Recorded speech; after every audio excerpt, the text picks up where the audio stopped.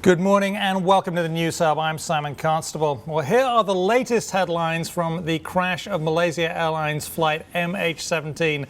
Dutch forensic experts have failed to reach the crash site because of fighting in eastern Ukraine. Also, Germany says it supports tougher sanctions against Russia because Russia has failed to work towards achieving peace with Ukraine. And the age of the Malaysia Airlines black box could limit the amount of data available to investigators. And that's where we'll start today. WSJ's aerospace reporter John Ostrower is standing by for us in Washington with breaking news regarding those black boxes. John, thanks for being with us. Thanks for having me. Morning.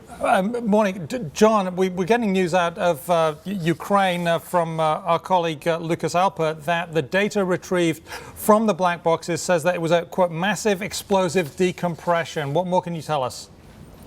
Well, at this point, what we understand is that the Ukrainian government understands that what actually happened to Flight 17 after it was allegedly hit with a surface-to-air missile was that there was a massive explosive decompression that, at least on surface, implies that the aircraft was torn apart at 33,000 feet before debris landed across 3 villages in Ukraine back on July 17th.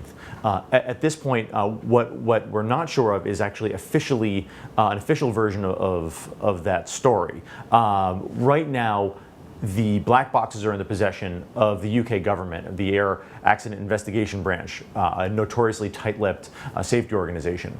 At this point, what we're trying to reconcile is whether or not this is a case of having first-hand knowledge of what's on the boxes versus being in the loop about what's on the boxes and ultimately understanding what their contents may essentially have shown on first analysis. Now, you've been investigating the black box situation, and you've got some exclusive details on the age of these black boxes, and that could be a problem for investigators, couldn't it?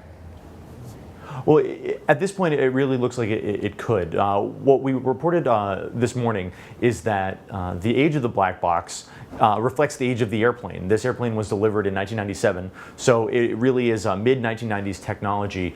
And at the time when the airplane was delivered, it was only required to have a 30-minute recording time and that's a 30-minute recording time of the cockpit voice recorder, and also no backup power in case the aircraft loses power, which is actually a requirement of newer aircraft. So at this point, what speaking with safety investigators has kind of guided us on this is that if the aircraft actually lost power during that explosive decompression, there would be very little data on the box to indicate exactly how the aircraft may have broken up and what sort of series of failures on board the aircraft took place that kind of indicate how and where it might have been hit. So beyond the initial impact, it's going to be hard to see from the black box that exactly the sequence of events that happened after this alleged missile hit the aircraft. And John, this black box was made by Honeywell. Honeywell says it has a 30-minute memory in there, well, just like you said, but Malaysia Airlines says their device records the last 2 hours of sound. So there's a bit of a discrepancy there, isn't there? There is, and it's actually quite an important one. Certainly, newer units that are delivered do have that 2-hour requirement. Again, that aircraft, it was the 84th 777 built, and Boeing has built around 1,200 of them since 1995, or delivered rather 1,200 of them since 1995. So certainly, it's something that's going to have to be reconciled between investigators and Malaysia Airlines. But certainly, as far as the requirement to retrofit, it's not clear that they actually went ahead and did that outside of any newer rule that may have not applied to that earlier aircraft. So certainly, it's something that we're going to be interested in reconciling very soon when you have the manufacturer saying one thing and the airline saying another.